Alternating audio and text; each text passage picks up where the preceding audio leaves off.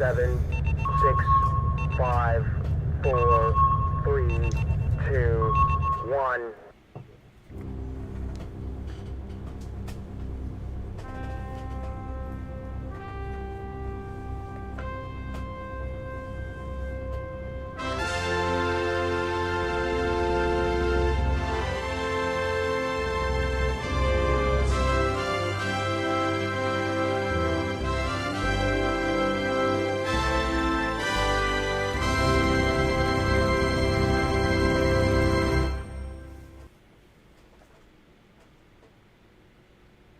Pete, are you frozen again? Okay. That's a great view, Pete. Blink, will you, Pete? Okay. Well, I guess we've lost Pete again. He was working a couple of seconds ago, but now he's not. So we'll have to pull up John here. Just ta-da. Excellent. We just see Pete off to the side there. Go. We could all just freeze for a minute. We all just freeze for a second. Everybody just thinks like, what's wrong with my computer? It's tap, tap, tap. Anyways, welcome. Hopefully Pete will get back with us later, but we'll see. He's having a little bit of computer issues. But welcome to Interfleet Broadcasting. I'm your host, the Tipsy Toaster, along with John One, my co-host, and once again, the Sci-Fi News Guy. I like that. Sci-Fi News Guy. I'm going to keep that. It rhymes. I'm a poet and didn't know it.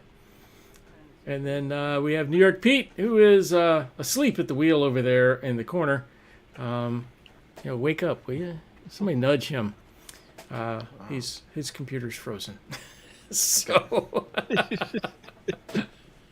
anyways, we are a 70s, 80s, 90s pop culture, sci-fi, books, movies, everything that you can possibly think of. We love it. Battlestar Galactica was our original draw together, but it's not our only. We're not the one-trick pony for just one thing. We love everything. Logan's Run, V, all the cool stuff, military sci-fi, all of the different authors out there, which we do have one on tonight, which is amazing, and audiobooks and movies and all that kind of stuff. So that's us. Hopefully you've caught us in live. If not, you can always catch us live on Thursdays, and that's what makes this show so much fun, is we get things like Frozen Pete, who's stuck in Arcta, and yeah, you Battlestar Galactica people will know that one, and so we'll get with him later, I guess. And so that's we are here every Thursday, 8 o'clock till about 9:30. We don't really have a set stop time. And then we are always here on Facebook, YouTube, X, Twitter, whichever one you would call it. We even have a Twitch channel, which, we don't get a whole lot of watchers on Twitchy, but we put it out there anyways, just in case. So we're glad you're here. I see that we have Paul. Yes, Pete's. Paul says Pete's in a sleep period. Oh. Yes. Yeah, he's definitely in the sleep period. Pete's trapped again. Frozen Pete. Chuck Davenport says, Pete's trapped again. I love Mick Mo says, okay, Frozen Pete is starting to freak me out. There we go. Good reference, Gary. If Pete's outfit turns all white, we know he's with the angels. That's right. Oh. We've got Lola, Robert. Robert watched the State of the Union. No, we're hoping that we can drown out the State of the Union address tonight. So if you have to leave to watch the State of the Union, I would just watch it later on YouTube or something like that. Hi, Fran. Looks like Lola. Her name was Lola. She was a showgirl. Girl. Yes, we're dating ourselves there, aren't we?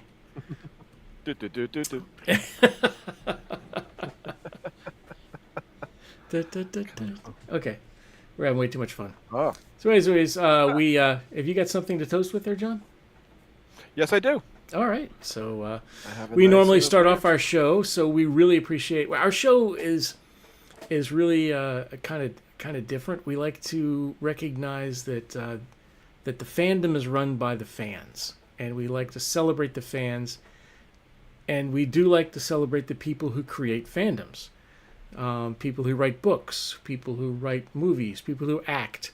But all in all, those people, their customers are the fans, and that's what's special. We want to make sure we always recognize the fans. So every week we do toast the fans, and tonight, what do you got, John? I have a special beer that Oh, my you got a friend special Patty brought one. me from Germany. Yeah, it's Ah. all the way from Germany. It's one of my favorite beers I used to have over there. It's called Hallerode. Go what? Yeah. Holly, It's called Holy Roller? What? Hallerode. Highly Road? What does that stand? Yep. What word is that in German? I hope it's not It's like a bad it's word. like a yeah, it's the name of the bird in Germany. It's like a big pheasant over there. Ah, It's like a bird.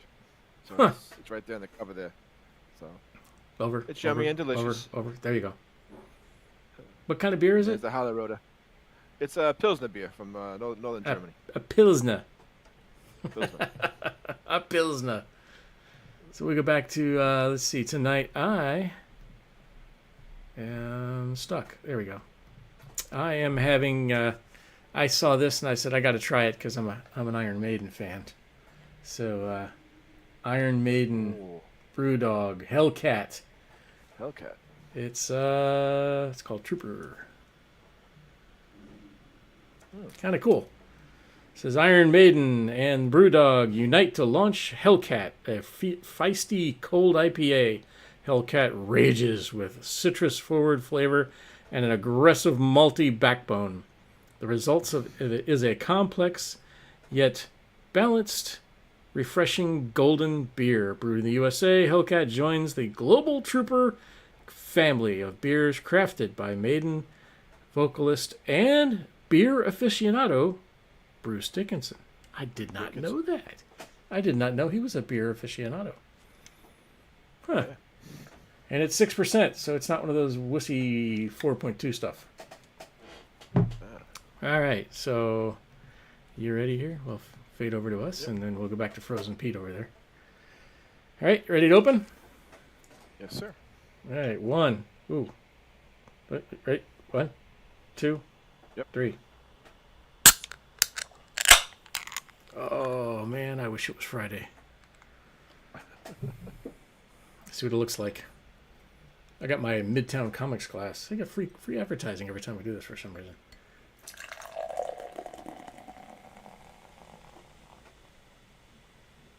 You know, it's hard to pour this without getting a really foamy head on it on the camera. I'm going to have to practice this more often.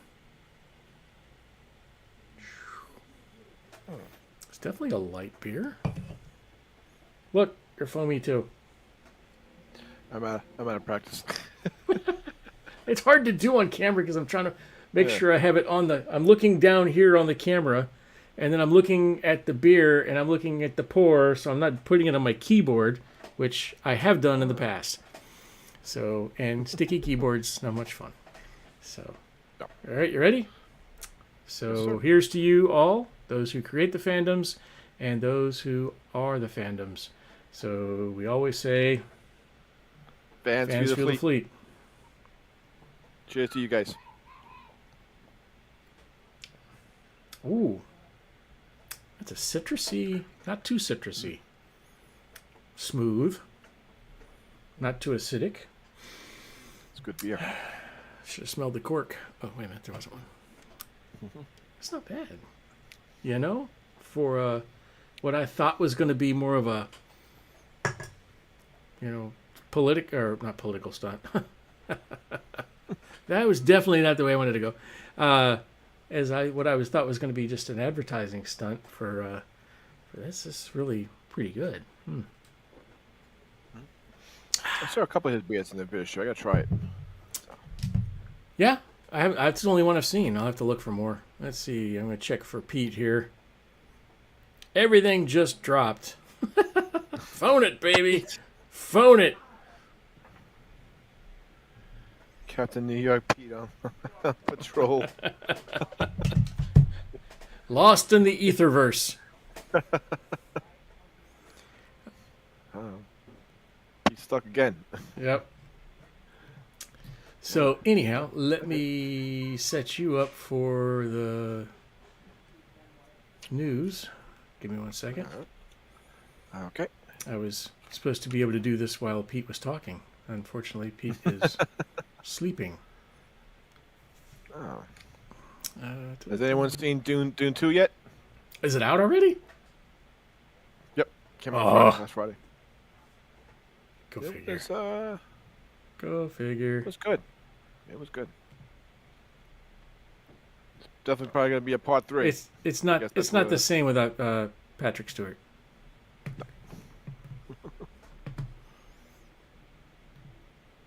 He was good. Or who was it? Who played the navigator? Was Jose Farah? That's right.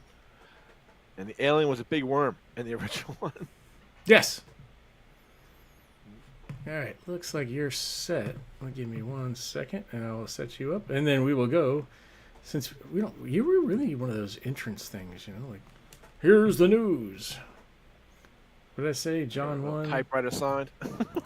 I rhymed it. What was it? Sci-fi news guru. Nah, I should have wrote it down. I forgot it already. Oh. I have to go back and rewatch the recording now just to remember that. All right. Last week's show was pretty good. Yeah, no kidding. That was. Oof. I would have. It's so cool to have somebody that has had that kind of interaction with so many people in Hollywood, from the older generation up to a somewhat newer generation. It was that was fantastic. It was fun. His writing was pretty good. I like All a right. lot of the stories. It was good. You ready? right. Tell me some news. Now it's time for news with John 1. Dun dun dun. Da-da-da-da-da-da. Dun, dun. Tap dance, jazz hands. Hello, everyone. I got some news for you. Who are you going to call? That's right, they're back. Ghostbusters Frozen Empire is hitting theaters this March 22nd. The new crew is working with the original stars, Murphy, Aykroyd, Hudson, and they're all in New York now, getting rid of ghosts. So they're going to fight a powerful ghost that can scare you to death, and it freezes all in New York. So it looks pretty good, looks pretty fun. So that's hanging out in theaters March 22nd. Imaginary is also hitting theaters March 8th. It's about an imaginary bear and turns into his kid's imaginary friend, and then it gets up and kills people. Yeah, it's like a horror movie. Ah, cocaine bear stuffed. Cocaine. I saw another one we got to talk about. It's Sloth Apocalypse. It's about a sloth that goes out on a killing spree. It's Oh yeah, it's that just so sounds bad. like It was so good. one of our bad movie reviews. Yeah, we got one coming up this month, don't we? We should. Yeah, I think we should have one. We haven't had one in a while. And that's it. And coming to Netflix, damsel Millie Bobby Brown from Stranger Things is all grown up, and she plays a lady who was tricked into marrying a prince, only to discover it was a trap. And she's thrown into a cave with a fire-breathing dragon, and she has to rely on her wits to escape. I heard that one was that's pretty marriage. good. Coming out tomorrow on Netflix. It looks pretty fun. Looks pretty good and enjoyable. And this upcoming series has a lot of hype. The three-body problem, about a fateful decision made in 1960s China, echoes across space and time to a group of scientists in the present day, forcing them to face humanity's greatest threat. So it's probably an alien invasion or something. But it looks pretty good. I got a lot of good reviews on it. A lot of talk about it. So Wasn't this that's coming to Netflix. Wasn't this what Tiny Bean was talking about? Bookwise was a really good book. Yeah, three-body problem. Yep, international it's a couple books, bestseller. so Huh? It looks pretty good. That's coming out on March 21st. If that's an audio book, I'll have to check that one out. I would assume so. You might have one. Yep. I'll have to check my library for that. And Invincible, the animated series from Amazon, will be back to finish its second season's second half on March 14th. That's a pretty good animated series. It's pretty good. It's a little action. It's a little tough to watch sometimes, but it's good. I like it. I started watching myself, so you're gonna enjoy it, and that's on Amazon. And X-Men fans, you're in for a treat. A new animated series called X-Men '97 will be on Disney Plus starting March 20th.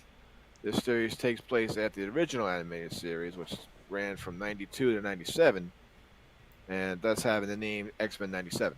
That's where it takes place after the series. So it's like 20-some years later. So that's going to be on Disney Plus. And House of the Dragon fans season 2 is almost here. 3 more months for a June release. Just saying. So sometime maybe June 14th, or it's going to be one Sunday night. So any Sunday in June, this series is finally coming out. And that should be it for me. That's all the news I got for now. Well, that's awesome. I never watched House of the Dragon 1, so that's must pretty be good. missing that it was one out. Surprisingly good. That girl is going to be the next Supergirl. Alcock. Mm-hmm. She's right there that plays the third one. She's going to be the next Supergirl for Gunn's movies, DC movies. So that's coming out to me. That should be pretty good, hopefully, but I don't know. We'll see. DC has not been doing very good in movies. I just saw the animated, the Aquaman, The Hidden Kingdom. Oh, yeah? I had to walk out of my own den. Yeah, I got up and walked out of my den. Oh, my gosh. Like, okay, I'm going to bed. You guys enjoy this horror movie. It was, oof. Could have done a lot more better. Oh, well. Next time, DC, just stick to animated. Yeah, but that's that. That's it. Hang on, I'm setting us up here for our interviews and everything, since now I got to adjust everything layer-wise. And get you set up to where Pete was.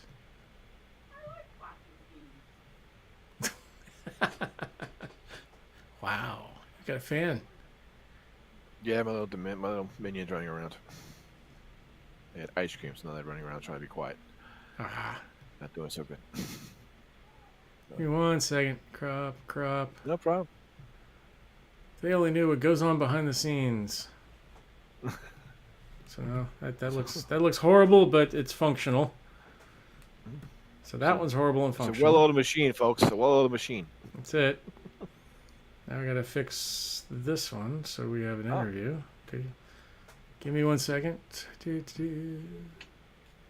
See what? Hey, I'll just do it this way. Everybody can watch me work. There we go. There's that. Now I'm gonna go through here and remove Pete. Doop. And add interview 1. If I can find interview 1.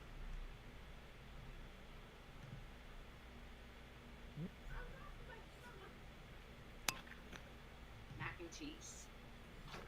Ta-da. Look at that. See, that's how that's how it works. Kind of. You gotta move him over a little bit. Carrots. Hey, doing Pete changed. Yeah, unfortunately, I have to now try to fix that piece of it. So, we'll get to it. So, anyhow, would you like to introduce our guest tonight? And I'll fix that up while you're doing that. Everyone, this is our next guest, William. That's Frisbee Jr. He's a sci-fi author, former Marine, martial arts expert, and also a dungeon master. He's made cool. a lot of books. One book is The Last Marine. He's done a lot of sci-fi. He's a big military sci-fi fan, and we're looking forward to talking to him. And he's on the Last Marines, the Conglomerate series, a couple of books. But he's former military, former Marine, and we're very glad to have him here on our show. So I've been wanting to talk to him for a while. So, Mr. Frisbee, welcome to our show, and please. Hang on. I'll turn his audio on. Give me a second. I'm still trying to make him not New York Pete, but we'll go with it for right now. That's all right. You're set, sir. I think you have audio. I'll be fixing your lower third here in a second. Right. Somehow I removed mine. Thanks for having me. It's an honor to be here. Thank you. Looking forward to it. We're still building the plane as we fly it. All together as we go. So So tell us about Good way to yourself. learn Wonder how how to do long it. have you? Yeah, well, how long have you been writing for? What got you into writing? Dungeon mastering. So the nice thing about writing is I can have my players and I can do a real adventure without them going off on the rails. So that was a big advantage. And then plus it's hard to get a group together. So Yeah. that kind of got me started. But then I was in the Marine Corps. I read a lot of military science fiction, Starship Troopers. My very Yes. first book that I can remember having was Battlestar Galactica, one of the old paperbacks. I forget which one it was, but it had Starbucks on the cover. And that's just Oh, eons ago. But since then, it's ever since, John Ringo and Starship Troopers, Rick Shelley, so many out there. oh wow. So And what? And your first book was on those Last Marines. Was that what was your first book you wrote? You came out with? So the first book I wrote that I actually published was an airsoft book. I saw that. Airsoft tactics and radio communication, and that was me just learning the publishing process. But then the actual first military science fiction book I released was the Conglomerate series back in, I want to say, 2011. And that's basically a former Marine, something I kind of know. And he went into space, and it's an interesting story about reincarnation and things like that. I don't like to follow set paths. You've got hard science, and then you've got science that we can't prove, but then it could be there. And it was just an alien empire, basically.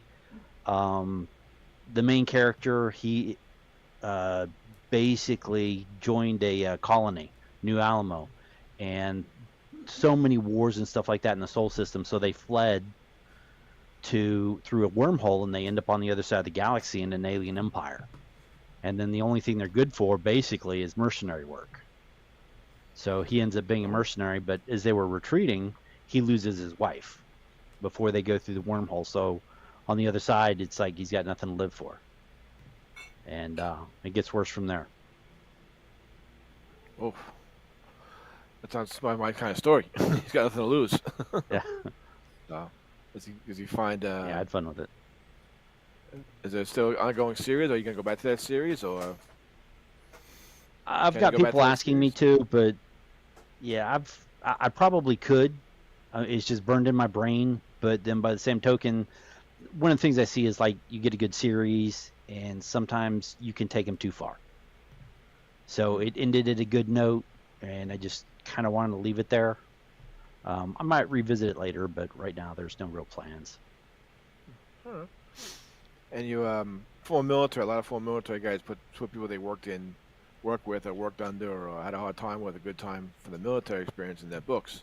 Is there anyone characters that you have from your military time that you base them on? Not really. Sometimes I'll take bits and pieces from different individuals. There might be one individual, but he wasn't my favorite, so he doesn't do well. And I'll leave it at that. But the rest of them are pretty good, but I don't want to. I prefer not to focus in on certain individuals because they all have great traits, and I like to mix and match. And there's always the one in the military that's you want to get the better of. And Yeah. who were the who was a lot of your inspirations writing? A lot of sci-fi authors or regular authors? Who would you that inspired you to write more? Like, Yeah, so authors? mostly, Henline, a big one. John Ringo. I'd have to look. I've got like a whole bookshelf over here just full of them. Now I do e-readers, but I've just got, I don't know, a few hundred books on the wall I can't get rid of. Some of the less well-known ones are Rick Shelley. He was pretty good. Christopher Stoshelf was one of my favorites. And then there was, let's see, David Weber, of course. And there were quite a few. You got your staple. Oh, Joel Rosenberg. Joel Rosenberg was one of my favorites. and his Hero series about the Medzadan Mercenary Corps, and that was like from many years ago. Oh wow, wow! And now So there's quite a few. you still work on your Last Marines. I think you have book 9 coming out, or it came out already. Yeah, book Gods of 9's War? already out, and yeah, book 9 is out, and book 10 is going to be coming out March 15th. So book 9 Oh. came out earlier last month, and then book 10. And the way I do the books is they're an arc. So right now, the first arc was books 1 through 6, and then that's what I call the Van Hat arc. And essentially, it focuses around the Last Marines and the Van Hat. And for those of you not aware of the Last Marines, it's about 4 United States Marines from the late 21st century. They basically get Buck Rogered into the 25th century, and then in stasis, and then they find themselves in a really nasty situation with a very bad government like space Nazis, and they have to escape, and that starts a saga. And book 1 is just basically them ending up in space in a basic space Nazi facility, and then when they escape, they link up with some, I guess the best way to describe them is space Vikings. And then they pair up, and the adventure begins. And it really kicks off in book 2, where book 1 ends with them just escaping their prison and linking up with the ICER. And book 2, then it starts off, and it just escalates from there. And then everything comes together finally in book 6. And the way I write is there's generally a number of characters. It's not always about just one specific individual. It's about several characters, and then it all comes together in the end, and everybody has a part to play. So basically, you've got the 4 Marines, you've got your grizzled old gunnery sergeant, and my inspiration for him basically was, if you remember Heartbreak Ridge and Gunnery Highway, he's got that mentality. He looks like The Rock, and he's just got that really abrasive, hardcore mentality. And then, of course, you have your quintessential Private Stathis, which he comes across initially as, one of those dumb privates that's always getting into trouble, but there's just so much to him that there's a lot. And then you've got Sergeant Levin, which is the really hardcore, very competent sergeant and NCO. And then, of course, you have the 4th individual. So those 3 are basically raiders. The way I envisioned it was the United States Marines goes through, it evolves. And in that time period, the United States Marine Raiders had evolved into an elite organization within the United States Marines. So the primary difference is a regular Marine might be in for 4 years, but if you want to go to Raider school, you have to go in for 6 years. So they keep that specialization around longer. And 3 of them are Raiders. The 4th one is Diamond Winters, and she's basically a pilot. And the reason there's only 4 is because the rest don't make it. And spoiler alert. Oh. Yeah.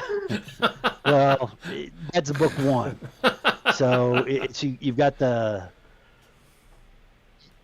book 1 starts basically with a futuristic battle on Papua New Guinea. And that's where I introduce the characters of the Last Marines. You've got the Gunnery Sergeant Matheson, Private Stathis, and Sergeant Levin. And that goes to almost like a third of the book. And then it's kind of jarring partway through, because then I suddenly shift to the ICER. And the ICER team is led by a Viking woman named Scotty. And the ICER are kind of like the French Foreign Legion. When the French Foreign Legion join, they take a different name. The ICER are kind of like that, except they take a Viking or Finnish or Nordic name. So Scotty, she took the name Scotty, and she's commander of a special operations team. And the difference between them, and I do this a lot in my writing, is a lot of American writers are very centric. They're very American-centric, So you might have your Americans, the good guys, and then you have the bad guys, but the bad guys seem to be like Americans. You know, you've got colonels, generals, you've got, you know, all that. So they're almost organized exactly like the United States military, except they're somebody else. I like to go a different way. I've done a lot of studies in the past about, you know, how did Soviet squads organized? I grew up in Germany, you know, during the 80s, during the Cold War. So I got to see, you know, the communists and the socialists up close and personal. So they don't think like us. They organize differently. They have different tactics. And those are the things I like to incorporate in my writing. So you've got the space Nazis, and then you've got the ICER. And the ICER are very Viking-centric, I guess is the best way to do it. So my vision is that, you know, bad things happen.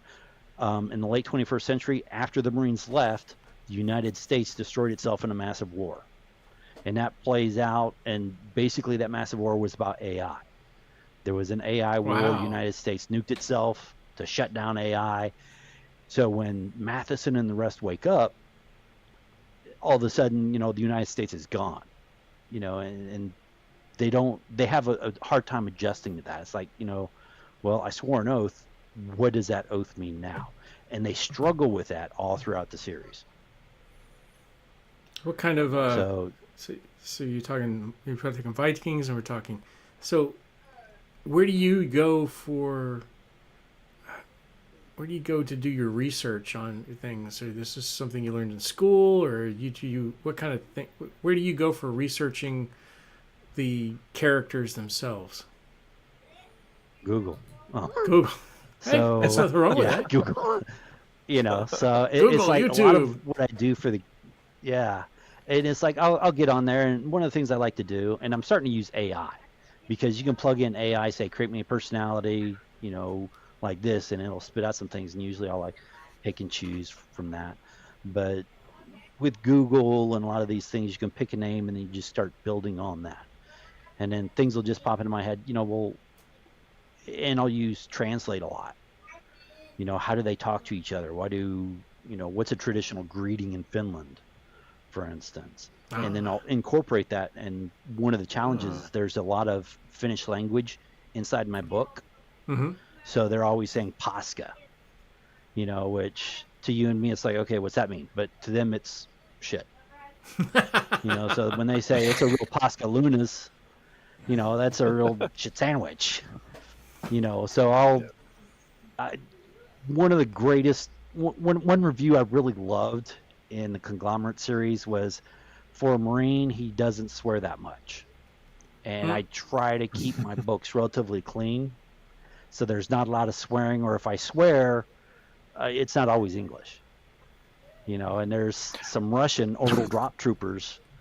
And if you've ever heard Russians swear and you learned about Russians and the way they swear, it's very different than the way Americans swear. Yep. You know, so they've got their own way of doing that, and I take this and I integrate this into my books. So it's a lot of different cultures coming together, clashing, and then moving forward. So you do a lot of research in infantry tactics from different countries, and you put them in a storyline. You know, it's like the Marines flanked or moved ahead, and these guys stayed in the defensive. That's a lot of research. That's a lot to put. You know. I actually have a website called militarysf.com, and it's for writers of military science fiction. And basically, I built this in the late 90s because I was tired of watching TV and movies and watching Hollywood get it all wrong. You know, like you've seen Rambo sitting there holding an M60 in one hand and just taking everybody. No, you know, there's things in movies. So I wrote this website for that, but then I also started doing a lot of research. Well, how do Soviet squads organize? Do they use fire teams? All right, what's the difference between Americans and Marines? And there are key differences. So I just started going down that path when doing that website. And, you know, in the Marine Corps, a lot of people were, you know, okay, Friday night, we're going to go out, we're going to party. You know, I was kind of more like I'm going to stay back in the barracks and study manuals. I was kind of a geek like that. So I was always fascinated with how other militaries fought, because if you know how they fight, you can counteract them. and I was an infantry squad leader, and I like to think outside the box. So the doctrine says do this. I didn't like to do that because I expected that's what everybody else would do. So I picked up a lot of tactics in the Marine Corps, as an infantry squad leader, learning how other people did it. And then I started doing a lot of research for my website, and it snowballed.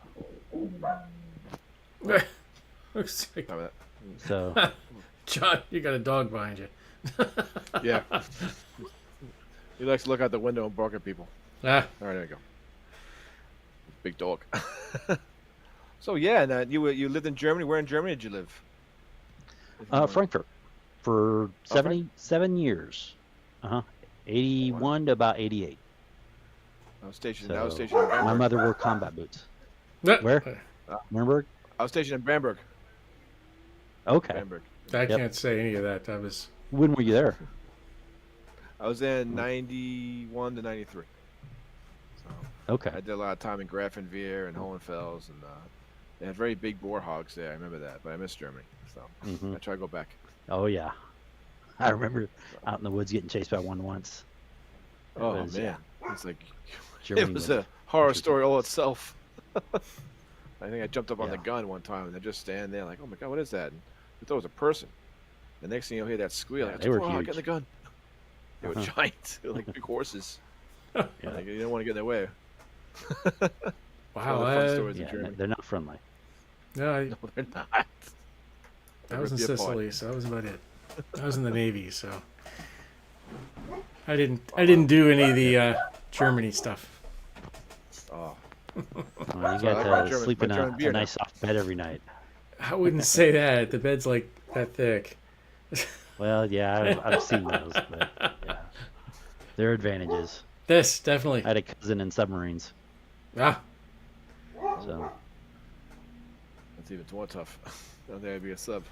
So who's your good? favorite character that you write about? Who's your favorite character that you've written about? actually Stathis. He's the private, and he's a very interesting character in that when he first starts out, he seems to be like that dumb private that's always getting in trouble and everything like that. But then as the series progresses, he grows quite a bit. So in book 1, he's like the dumb private, and then around book 3, he's starting to step forward, and you start to learn more about his background. See, in the Raiders, the way I envision it is you have to re-enlist essentially for a 6-year term, and so you're not going to get a lot of privates in the Raiders, but he was a private because he got busted down. Now, I don't want to spoil too much, but essentially he got busted down because he didn't want to be a corporal. He didn't want to be an NCO. It scared him. And then as the series progresses, he starts to step up. So he's a crazy private that nobody trusts in the beginning simply because he doesn't want to be anything else. It scares him. So he puts on an act that slowly starts to drop off as the series progresses. Oh wow, I know that feeling. So, yeah. So, And then the gunnery sergeant, Matheson, he progresses quite a bit. He's in a really tough situation because all these Marines, they look at him and he's like a grizzled old staff NCO. Yep. He's about to be forced to retire. Okay. So he's like, I've been in special ops all my life. What am I going to do now? My body's getting old. I just can't go much further. This is going to be my last deployment. But then suddenly he gets sent to space, and there's no United States. There's no retirement plan. There's nothing. He's just surprise. He's got to make things work. So it's yeah. Russell NCO is probably not happy, or it probably does make him happy. He doesn't have to retire now. He's stuck in Yeah, space. and he wasn't looking forward to it, but then with the series going into it, he's also forced to step up. So Stathis is to step up as a private, but so does the gunny. He has to, and let's see, book 7 or 8, he's in charge of everything. You know, because one of the things, he's like a take charge NCO. He's done a lot, and then he's got a very short attention, or not attention span, but tolerance for BS. So if people aren't going to make a decision, he will. You know, and there comes a point where he's dealing with two different factions, and they just want to bicker, and so he says, okay, shut up, this is what we're going to do. So he's forced into the role of leader for these two different factions, and it just kind of like snowballs from there. From that point, people start to look to him for decisions. You know, he doesn't want it. He liked being a gunnery sergeant. You know, make the officers, make them have the, you know, decide who dies and who lives. He didn't want to do that. He just wanted to be in the back scenes. He wanted to train the officers, send them on their way, you know, make sure the platoon runs or the company runs. That was him. But now he's suddenly thrust in the front. He's got to be the officer. And another aspect of all this that I haven't mentioned is they all have implanted AIs, SCBIs, sentient cybernetic interfaces. I call them Scoobies. And basically what's happened is they've taken part of a person's brain cells and they use that and they merge it with a computer and they implant it in the skull. So all four of the Marines, they have another voice in their head, this AI. And this AI is loyal to them. It's partly alive because it's got some of the brain cells, and it you know, it's their best friend basically. So in that, when the United States devolved and blew itself up, that technology was just starting to become prevalent. So Kind of like a Halo-ish. Yeah, kind of. yeah, Yeah. very much. Except unlike Halo, these are implanted in their head, and it's part of them. They're part of their brain cells. Were cloned to help generate this, and it gives them a lot of advantages simply because, you know, a computer can be shut down by EMP. Right. Right. But the Brains. Scoobies in their head, because of that organic component, it can reboot itself. And it just creates a very close connection between the two, Oh, wow. you know, besides just the combat aspect. I never thought of that. So- That's a pretty good point. So you actually have written Wow. some books to help other people write science fiction, military science fiction. So, for instance, this is the writing military science fiction infantry. So, you know, we have a lot of people who want to be authors in the audience, or like to be authors in the audience. Books like this would be very helpful. Can you tell us a little bit about this one? How did it come about, and what inspired you to write it? Well, I have a website called Writing Military Science Fiction, or milsf.com. milsf.com. Don't get the F and the S backwards. Okay? So, just putting that out there. So I've had that since the 90s. And, you know, like I said, one of the things I want to do is I want to help people write better stories because I'm tired of reading garbage, to put it simply. So that was the purpose for the website. And then I started taking the website and I started writing it down. And so I started building on it. As a war gamer, one of the things I love to do is, you know, I love to get manuals. I love to get the books like GURPS and stuff like that, because especially the resource guides, because they have all these lists, you know, how all these things work. And I, as a writer, I like that because I get, okay, well, I need a government like this. And then I pull out the GURPS government book, or, you know, one of those books, and I cycle through, oh, a federation is designed like this and all that. So that's what I wanted to create with this website and with this book. So the book was more of a, you know, you put it on your desk and reference it. It's got all sorts of information. It's got how the French Foreign Legion organizes. You know, what does a sergeant do? All right, and what a sergeant does can be very different between the United States Marine Corps and the Army.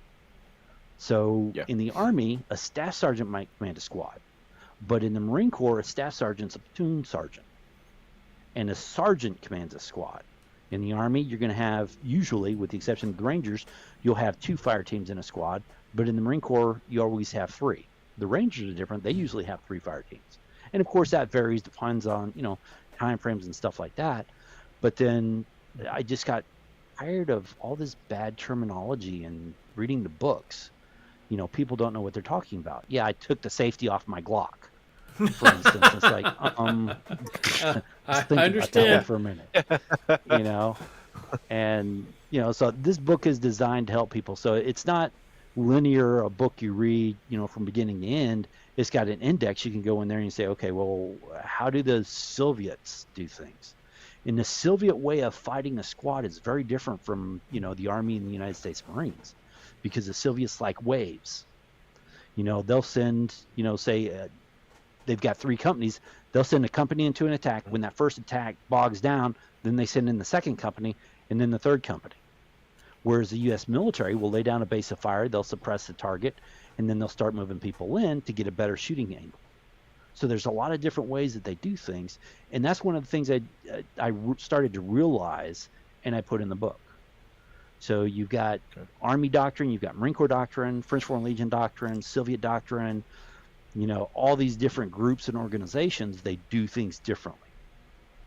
And I tried to put that in the book, and I try to put in things that people might not recognize at first. It's like, okay, what's a squad? What's a fire team? What is a company? How many men are in a company? How many men are in a brigade? An orbital assault. There's a nice section on orbital assault that I kind of like. And that, a lot of movies, they say, okay, boom, 10 minutes, they come out of the spaceship. 10 minutes later, they're on the ground. No. There's a lot of orbital mechanics involved. If you go that fast, you're going to burn up. They're just different things like that. And with air to ground and ground to air, shuttles aren't going to survive, especially not today. When you've got, tracking system, a missile system can track, thousands of objects in the sky, and it's only going to get worse. Are the shuttles really going to be able to land at the front lines? So it's like a lot of things like that. I try to put things out there that most writers might not think about, that would really help them, step back and think, yeah, that probably won't work, but this will give me ideas on how to make it work. That's awesome. That's pretty cool. Yeah, that you give some guidance to other people to write with. And plus, this helps other people create new universes. Like you've created so many different universes, and now you can actually have somebody read through this. And this is, I'm going to tell you, being in the Navy, I don't know anything about a company or a brigade or an infantry. I don't. I would have to look. I would have to read something to write something military sci-fi. I could do a great military sci-fi Navy battle, ship battles. Yeah, no problem. But I could tell you flotillas and those kind of things. But ground combat, I know absolutely nothing about. So this would be great. And then, so another nice. Go ahead. I'm sorry. No, you're good. Another nice. Yeah, another nice thing about the book too is there's lists of things like weapons, like blasters, lasers, plasma rifles. It lists just a lot of different items that writers can look at and say, well, I want something that does this. What's the problem of a laser? All right, power, it burns things. It's like you don't shoot someone with a laser and, in theory they could explode, but usually it'll just cut them into pieces. So it's like it's a lot of lists and stuff like that. Wow, look at all the stuff that's in here. It's combined arms, combat operations, defensive, logistics. And there's more in the book. That's wow. That militarySciFi.com. Is that an interactive website? I mean, can I propose a question to you? Say, listen, I'm going to invade a planet. How do I dodge the anti-ship missiles? No. No. Yeah, no. I might answer questions on Facebook, but the problem with doing that on the website is just I'm a one-person show. There's only one of me, so it's a challenge. Yeah, and I want to write books. Cool. I love answering questions, but I also like to write. Yep, that's pretty cool. But and then is this your full-time job, or how do you fit time in? I get up at 4 a.m. to write. No way. I do writerly things, and then I work from home. So that 8, I put that down and pick up my regular day job, which is a computer consultant. So, and then afterwards, I might write a little bit more or do writerly things. So you actually set times of the day, like between this time and this time, I'm going to write. Or I'm going to do writerly things. And Writerly. by writerly things, I mean, create ads and, advertise and blog posts and all that stuff. But it's like, I got to focus. If it's important to you, you'll make the time. Right. And yeah,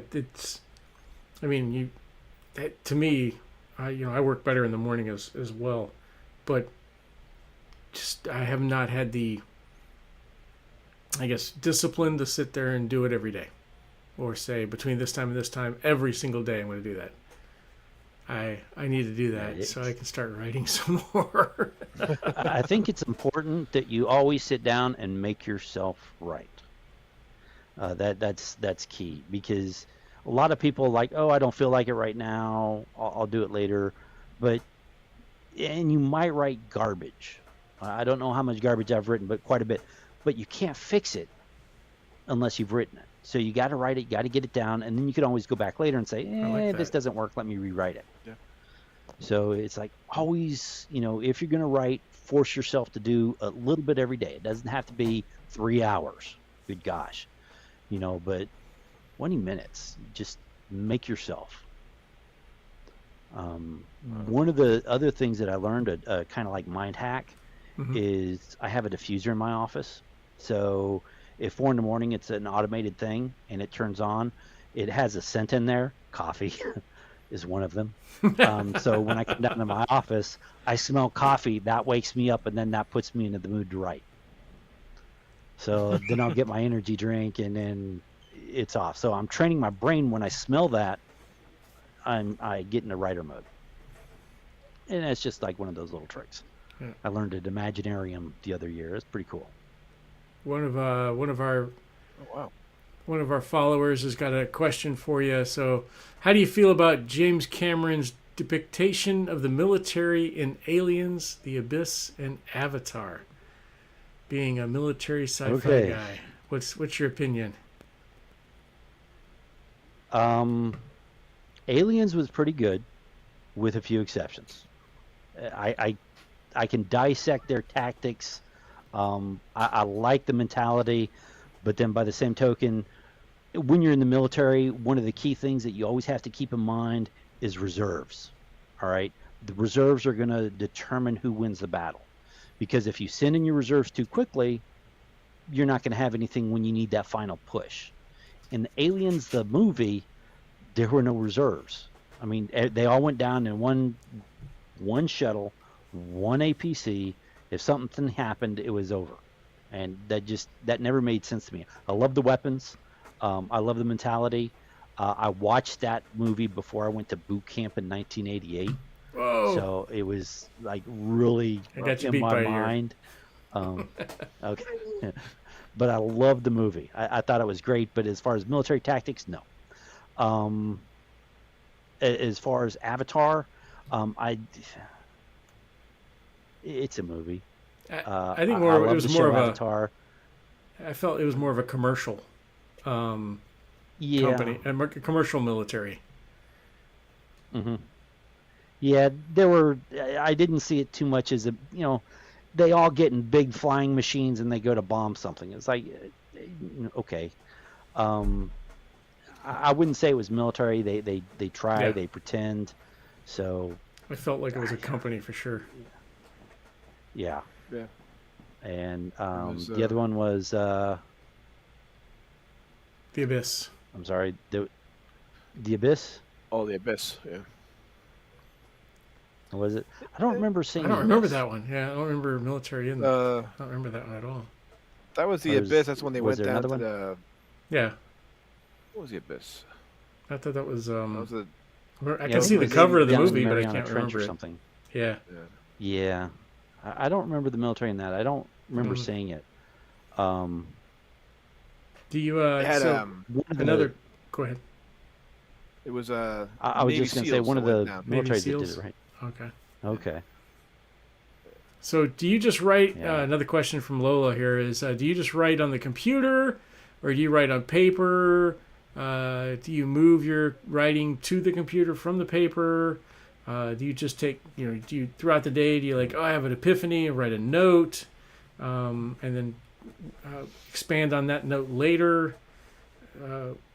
How does the writing process for you work? Yes. So I don't use paper anymore, although I've got a whole bookshelf behind me just full of notebooks. These days it's all digital. I've got like a little Surface that I'll write on. I'm sitting in front of 2 computers and 5 monitors right now. I've got OneNote. I'm starting to use Notion, but the way I write is usually I'll get an idea. I know how I want it to end. All right. And then getting to that is the challenge. So I'll figure out the ending, and then I'll usually work my way back. And then, when I'm taking a shower, I'll get an idea. It's like, oh yeah, this is a great idea. I want to incorporate that. So then I'll go back and I'll start putting in notes.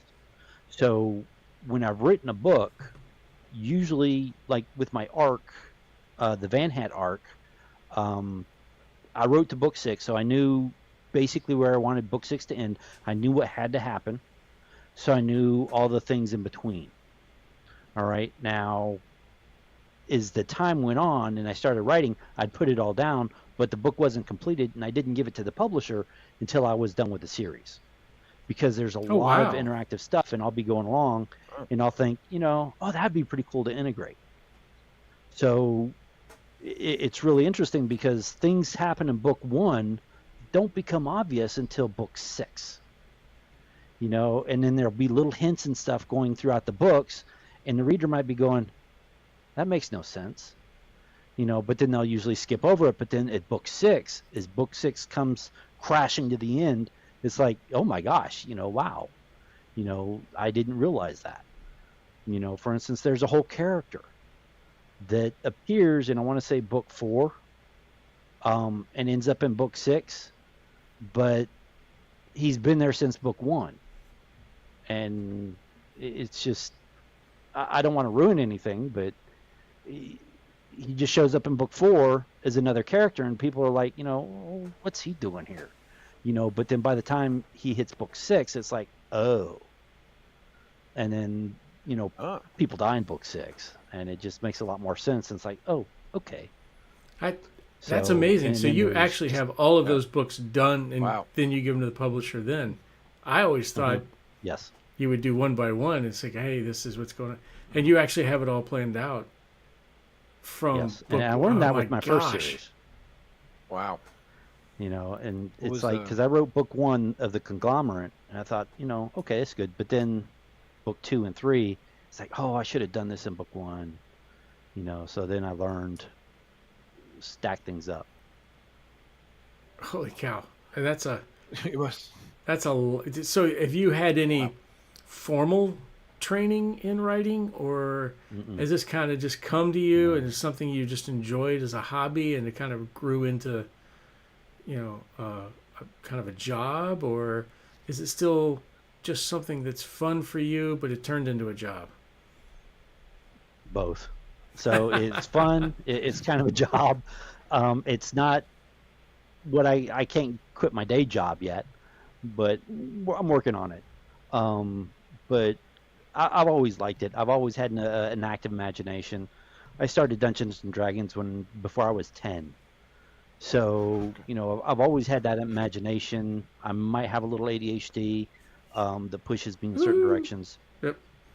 But it's like, I've always liked to think outside the box. Always like to, okay, well, what's in the box? Let's take it out and play with it.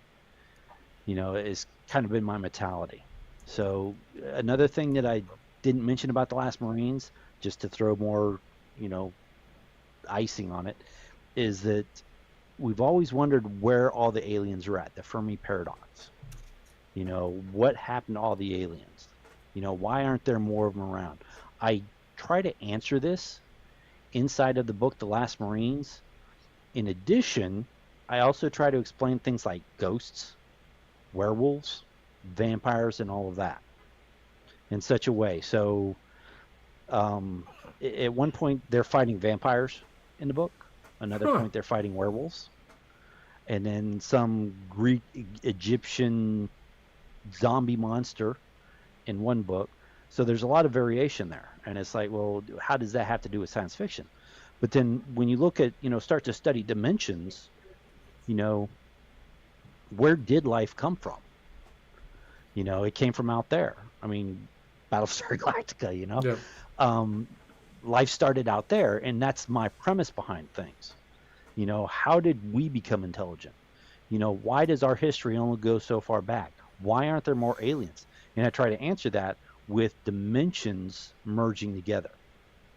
So when the dimensions touch, our laws of physics go out the window, and certain things can happen. So then that's where this book kind of delves into it, is like, for a long time, our dimensions have been far apart. Mm-hmm. But as they start to come back together, now the laws of physics are changing.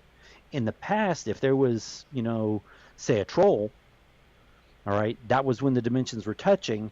The dimensional energy from this other dimension could come in and warp a human being, so you'd have a troll. But then when these dimensions pull apart, that evidence that, the bone structure and all of that might get warped, might get lost, or something like that. So we don't have any physical scientific evidence of these things being real.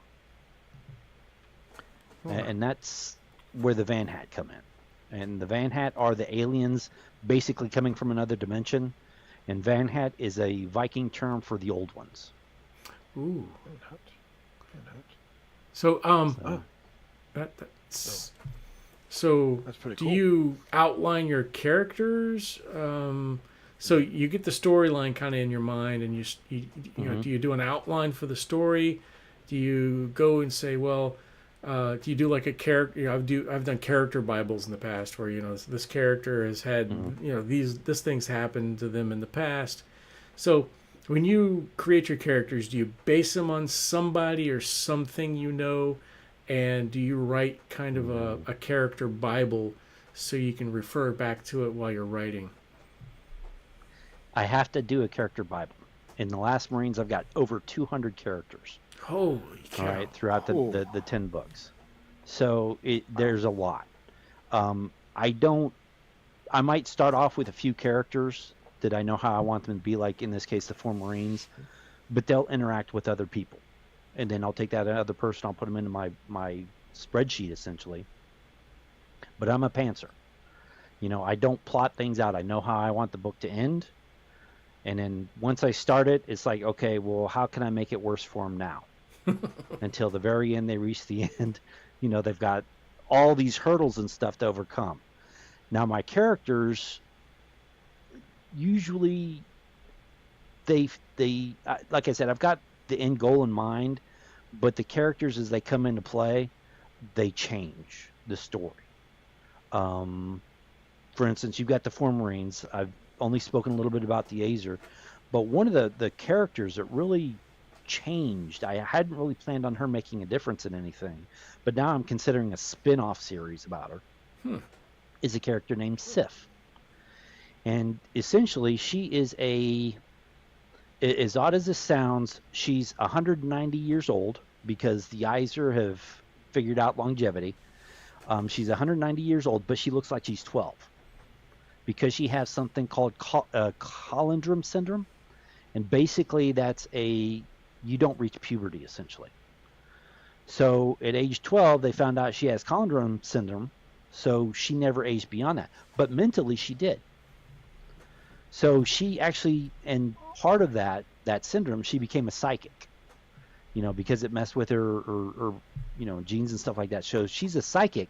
She looks like she's 12, but she actually becomes a special agent for the Republic, for this Viking organization. And she is, originally I just wanted a psychic that was there to keep the Marines from killing the Iser on a space station, but she evolved way beyond that. So it was really interesting to see that. I can see your Dungeons and Dragons connections. Yeah. What's you know, what levels of what this person have. Well, this person's a psychic and he's a troll, and I can see that. That's just, you know. So I always wonder about the characters, and that's a lot of characters to keep track with. You can, yeah, I can definitely see why you have to keep a Bible on that one. That's yeah. I can barely remember 2 characters in a book half the time. I'm horrible with. I'll read a book. And if it's a name that's not like common, I read it, but it doesn't stay in my head, and I have to go back. I actually take notes sometimes when I read a book. I'm the same way. I'm terrible with names, but then I try to focus on a small group. But sometimes that group has other people that interact. So those other people I interact, I'll put them in my book. But then later on, I'll think, hey, I need someone for this. Oh, hey, I've got, you know, an ex-Russian platoon sergeant that I can pull in. So I had that in my book. it helps. I read my books and there's a lot of folds and creases in the pages because where this character came from. Like, what? I'm reading a book and hey, where did he come from? Oh, wait a minute. I'll go back. Oh, there he is on page 20. I'm on 100. Oh, that's where he came from. So it's a lot. You have a lot of, you know, any book that gave you the hardest one of all the books you did, the series, which one was the hardest one? I mean, which one was that gave you the most problems to work? Like, oh, how am I going to get this? Or like really drove you crazy that you were happy to finish? Book 6 and book 10. And the reason they were the hardest is because book 6 is the end of the Van Hat arc. So my goal originally was only to write the book 6. All right. And with my writing style, I've got like all these loose ends I have to bring together, and I wanted to end the series there. So I've got to clean up all these different things, and that's the challenge. Is I've got all these different threads going in different directions. I got to bring it together and end it. Book 10 is the same way, and that's coming out March 15th. And through book 7 through 10, there's all these different things coming together, and it all crashes together at the end. So it's, you know, it can be pretty intense, I think. Just making sure I don't forget anything, making sure that I've got all the plot holes addressed. So, and I'm not forgetting anybody. That's one thing that I do worry about sometimes. For instance, Gates of Hell, I had the same guy killed twice in 2 different sections. So Oops. that took, yeah, I had to go back and fix a few things there. But, you know, it's you got to be careful about things like that. Wow. And go ahead. Will the Last Marines keep going? Will there be a book 11, or will there be another one, or is there a new series you're working on now? I mean, Yeah, so books. I'm right now planning books 11 to 14. Again, I don't want to take the series too far, simply because some series are like that. But I think I could have a good chance of getting to book 14, keeping things fresh. But the characters have changed so much. I'm an infantryman, all right, and that's what I like to write about. That's what I like to read about. But then you can only write about that so much. Characters have to progress. They have to grow older. They have to, you know, get promoted and things like that. And by the end of book 10, Stathis is no longer a private. Gunnery Sergeant Matheson, book either 8 or 9, or 8 is called Wolf Emperor. Now, Gunnery Sergeant Matheson's name is Gunnery Sergeant Wolf Matheson. So you might figure out what happens in that book. And then book 9 is Wolf Legion, which again kind of plays into his name, because it's a legion equipped with artificial intelligences that answers to him. And that's a big game changer, because you know, book 6 doesn't end. You could say book 6 ends, you know, good guys win, they're going to live happily ever after. But you never live happily ever after as long as you're alive, because eventually you're going to die. You know, and that's always a challenge. So sometimes I like to, I might leave it a little unfinished, but then I like to think that the reader can imagine after that. You know, how would things go on? give the reader a chance to imagine. I noticed wow. a number of your books are audiobook, and you said you use AI quite a little bit. So, which is funny that you've got AI in your troops and you use AI in your writing. So, Well, I but- don't use it in the Last Marine series. I mean, Okay. there's AIs in there, but I don't use AI to write the books. Mhm. I use AI to help with research. Oh, And then as far as the covers, Joseph Caleb is an awesome cover designer oh yeah, from those are Caleb beautiful. Design, and the guy who does the narration is John Perala, and he's outstanding. He's a great narrator, and he does a really good job of those. And then with later books, I hear John's voice in my mind as I'm like, writing context or words for one of the characters, and it's really pretty cool. He's a real professional in that. That's quite a bit. That is a lot. That's impressive. Holy cow. And all these books are on audio? All the books, the whole series is on audio so far now? Or... Yeah. So right now it's only up to 7 that's in 7. audio, Okay. and John Prala, he's working on the others. And the way that process works is he'll narrate the book, then he'll send it to me, and then I'll proof it. I'll listen to it, make sure everything's good. If I pick up anything, I'll let him know. Okay, yeah, you need to change this, and he'll change it, and then it goes back to the publisher, Chris Kennedy Publishing and Theogony Books, and then he'll put it up there and roll from there. Oh, cool. How hard Nice. was it? So when you first started writing, how hard was it to get a publisher to start publishing your books? I mean, were you able to just walk in and say, "Hey, here's book 1," or "Hey, let me send you whatever else"? How many times, what was the frustration, or what was the process of you going out and circulating this book to all the publishers and finally finding one that's going to publish it for you? It was a challenge. I don't know how many rejections I got. My first 3 books, the Conglomerate series, I did all of them myself. All right. And I think in some ways it shows. So they were done a while ago. With the Last Marine series, I was working with one publisher. I'm not going to say the name, but that didn't go too well. They kind of like yanking my chain, and then it was just difficult. They sent me a letter that I stopped writing for a year. But I'm a Marine. I'm not that bright. I'm very stubborn. And then in 20 books to 50K, which is a big writer convention in Vegas, although I think they've changed their name. We've heard about I went this. there just because Heard about I'm this. stubborn, and yeah, I'm just stubborn. I went there. I had it scheduled, and then I met Chris Kennedy, and he's a great guy, and we got to talking, and I said, hey, I've got this series, and he said, well, send me the first book. So I sent it to him, and then he sent it to his beta readers, and then he said, okay, yeah, let's do this, and that's where The Last Marines picked up.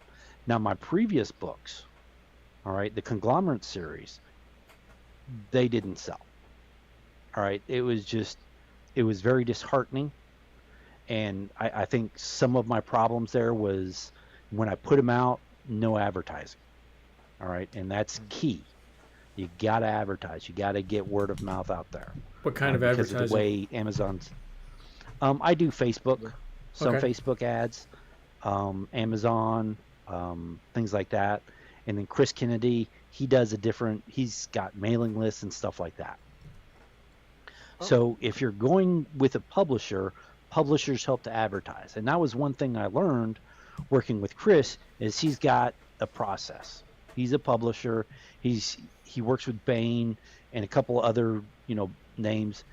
Great guy. He's got a process, and that process helped get The Last Marines out there. And then one of the things I learned from that is once people found The Last Marines, then they started to find my other works. Then they found the Conglomerate series. For many years, I had like maybe 20 reviews on the Conglomerate series, and now they're all over 100.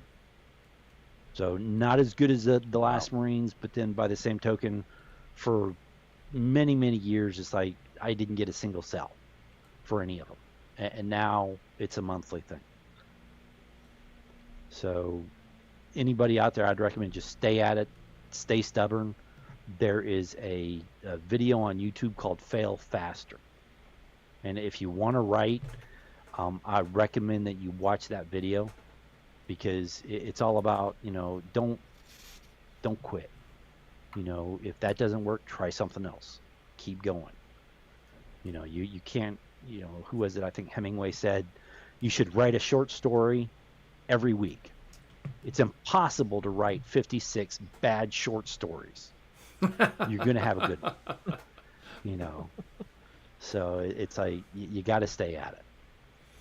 And you didn't use any like Save the Cat writes a novel. Have you seen any of that kind of stuff that's out there? I've seen it. I try to use it, but I've tried to plot my books, but it never works. I think the best that I've done is I have another co-writing a book series with a lady named Kayleen Williams, and that's a 3-book series called Marines, Luck, and Oorah. All right, it's not out yet. It's actually, I really love it. I'm hoping that she's an editor. So the goal was, we come up with a plan, we write it, and then she's going to edit it and do all that stuff. So the 3 books are written. But the thing is it's hard to plan for me. I know Save the Cat, the 3-act structure, I've looked at all these different things. For some people, they help. For me, I tried it, but then the characters did not cooperate. They just said, no, we don't want to do that. We're going to do this. So it's like, I'm a pantser, and I can't apologize for that. No, I mean, if it works, I mean, it works. Yeah. Yeah, you do it works. Yeah. I mean, Do it work. and evidently it works. You have quite a few reviews, and you're very successful in getting your books out, which I'm still flabbergasted that you send out that many books in one shot. That's and then the number of characters. Yeah, but I mean, I can see what you're saying in regards to doing that. Is as you're writing book 2 and book 3 and book 4, hey, I need to add something else to book 1. So I need to fill this story arc, or to fill in this this plot hole, or this whole. I need to add something over here. So I can see that, but still, I was like, to me, it'd be like, I gotta get book 1 out. I gotta get this. I gotta get it to a publisher. I gotta get somebody to have it. I gotta get my name out there. I wouldn't want to spend how much time did you spend on the first book series before you sent it out to somebody? Was that years? Oddly, that was, no, it was actually about a year. Really? I started National Novel Writers Month. And that first month, the goal of National Novel Writers Month is within 30 days in November, you write 50,000 words. All right. For some people, it's a challenge. It was for me. But that month that I started book 1 of The Last Marines, I think I got 130,000 in that month, 130,000 words. And then where it ended, I wasn't quite happy with that. But as I was continuing the series, I basically broke that into 2 pieces. That became books 1 and 2. All right. And then I was just on a roll, so I finished all 6 books. And then once I had them, then I started asking around. I want to say I did book 6 for National Novel Writers Month the following year. So I'd have to go back and look at NaNoWriMo and see what I did. But it was about 600,000 words, more than that, for those 6. And it was great too when I didn't publish the whole thing at first, because one example, I don't think I'm giving too much away, but in book 1, Sergeant Levin has a K-bar that he got from his great-great-grandfather who was in Iwo Jima. But then book 6 has him with that K-bar, stabbing into a demon's head, and it was just, he's got that tradition. It's like this K-Bar's been with my family since the dawn of time, and I'm gonna put it where it counts. Amazing. So it's like, you know, and little things like that. And then just there's another character that's in book 1, and you think he's dead, and it just, as things progress, it's a lot of little Easter eggs I think I can throw in there when I do that. And I think that just makes the whole world a lot more real at the end of the day. So do you know, what's your schedule look like? You go to cons, or you do anything like that? Or you just write and work, or what's your next steps? Yeah, so I was recently at Confinement Con last weekend in Tennessee. I try to go to cons when I can, but believe it or not, I'm not really a people person. I'm more of an introvert, so I tend to have fun at home, reading and writing, mostly writing these days.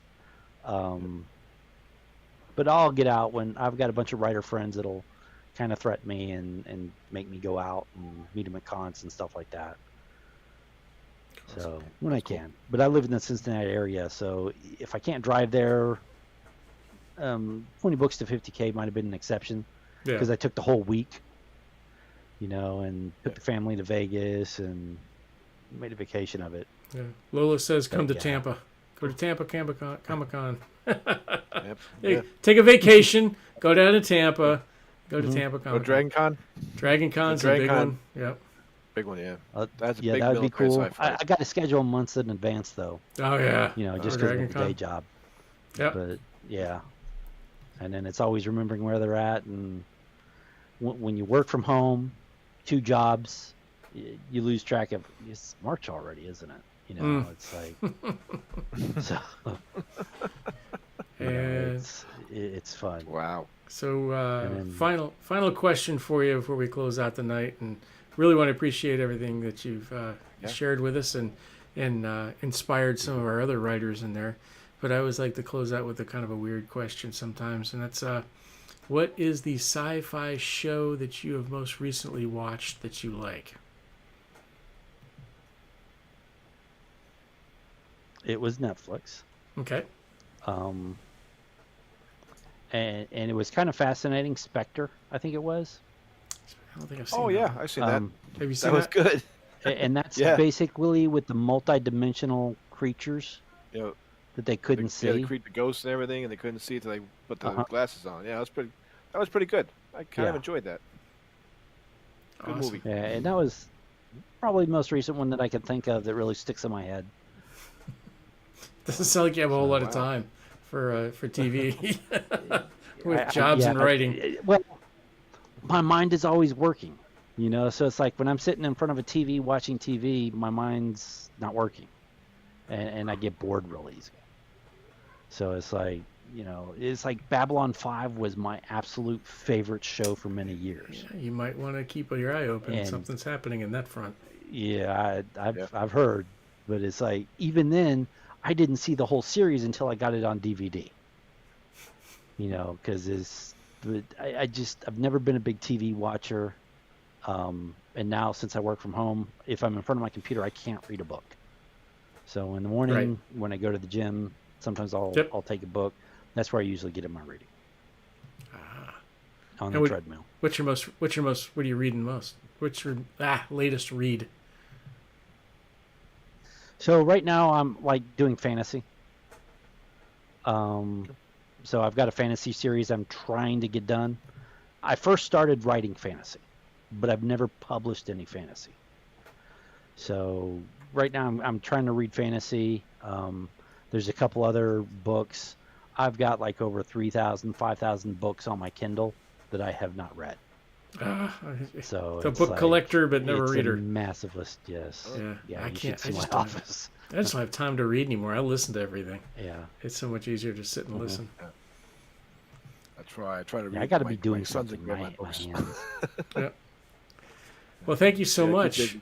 Yeah, I really appreciate you coming on, and My pleasure. it's Thank it's amazing to see somebody who create. We like to see people who create these universes that hey, this might be a movie someday for all we know. You know, somebody may pick it up. You know, that's always a possibility. Pretty cool. But even when you pick up a book or you listen to it or whatever else, you find yourself in that world that you, the persons that write that, create. So thank you for what you do. It's an amazing talent, and a very great thing to do is actually to share that kind of world with other people. It's you get enjoyment out of it, and you actually share it with other people. It's fantastic. So thank you so much. A great, My pleasure. great, Thank a you great for world having me. creator. You know, it's very good storyline. Not that many curses, so my sons can read it, and my one son grabs my books, but he likes them too. So he gets into it, and it really helps. Reading sci-fi has really helped his reading and everything. So and your books are gonna help him too. So I enjoy your stories. I'm starting to read the first book, so I want to get the rest. So I have I'm to looking pick up forward the to it. audiobook. Sorry. I don't have Thank time you. to read. I get it. Yeah. Are you I gonna get put it. any Thank artillerymen in there? Are there any artillerymen in the last Marine? Or all infantry. No, they're mostly all Blasphemy. 13 Bravo. Just Blasphemy. yeah. Okay. Well, thank you so much, sir. And when you My pleasure. do come out with your next novel, give us a yell. Let us know what's coming out. We'll post it up on the IFB there, so other people know it's out or it's coming out. And hopefully we'll catch you at a con, or like I said, the door is always open. Give us a yell when you're already starting Will something do. new. Thank you. So here's to you, sir. Thanks, gentlemen. Because fans feel the fleet. Thank you. Thank you, sir. Thank you.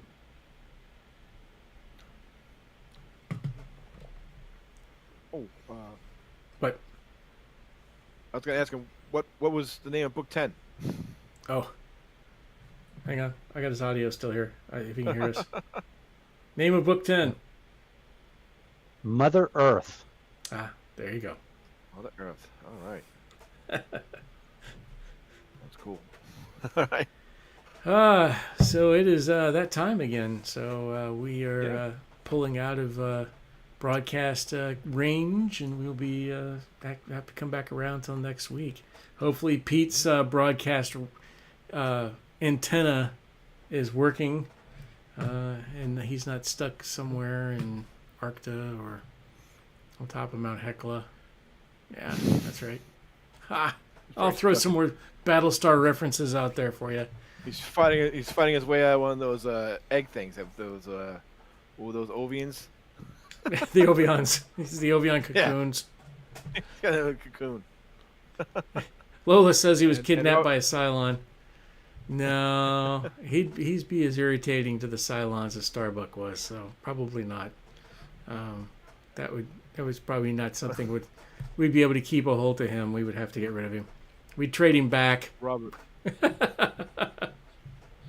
Robert Bonds brought up Saturn III. He was aging himself, but I remember saying, well, it was a Kirk Douglas and Farrah Fawcett, but who played the evil scientist? Was that Klaus Kinski? Ooh. Remember that Saturn III with that one-eyed red robot, and it started going after Farrah Fawcett? It's kind of a freaky sci-fi movie. That robot really freaked me out. You know, now I'm gonna have to rewatch that. We're gonna have to review it. Uh, Was it based on a book? We'll have to try that too. So, thanks again for everybody for joining us. Just a real quick note, some exciting news. I have reached out to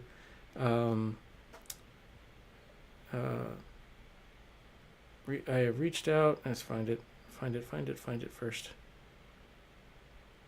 Lorette Spang. And yep, that's as far as I got. So Lorette and her son have written a book based in schizophrenia, and how her son has dealt with schizophrenia, and their family has dealt with schizophrenia, and it's out now, and we are trying to schedule an interview, and it's getting closer to actually have her on, and her son on, and possibly her daughter Molly on, to talk about schizophrenia and their experience and their family with this problem of schizophrenia. So hopefully we get to see her come on soon and learn more about it, and hear the challenges and the successes that they've come across. So just some good news. Hopefully we'll see that come out. We'll let you know if it does. We're working on it, and hopefully that comes to fruition relatively soon. So anyways, it is what it is. So as we always say, it is time for us to go. And thanks for everybody. Thanks for watching, and we will see you next week. Fans Feel the Fleet. Fans Feel the Fleet. Yeah, well, it must have been a good beer. You don't have any left. I know. I was like, oh. Take care. Take care, everybody. Have a good night.